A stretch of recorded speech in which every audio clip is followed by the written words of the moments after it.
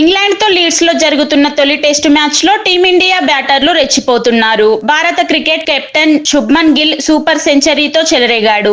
140 బంతుల్లో 14 ఫోర్లతో తన కెరీర్లో 6వ శతకం పూర్తి చేశాడు. మ్యాచ్లో తొలుత బ్యాటింగ్కు దిగిన భారత ఓపెనర్లు కేఎల్ రాహుల్, యశస్వి జైస్వాల్ శుభారంభం అందించారు. కేఎల్ రాహుల్ 78 బంతుల్లో 42 పరుగులు చేసి బ్రైడెన్ కార్స్ బౌలింగ్లో జో రూట్కు క్యాచ్ ఇచ్చి అవుట్ అయ్యాడు. యశస్వి జైస్వాల్ సెంచరీ సాధించిన తర్వాత బెన్ స్టోక్స్ బౌలింగ్ లో క్లీన్ బౌల్డ్ అయ్యాడు. డెబ్యూ ఆటగాడు సాయి సుదర్శన్ డకౌట్ గా వెనుదిరిగాడు. అయితే క్రీజులోకి వచ్చిన కెప్టెన్ గిల్ సెంచరీతో జోరు కొనసాగిస్తూ టీమిండియా స్కోర్ బోర్డును పరుగులు పెట్టిస్తున్నాడు.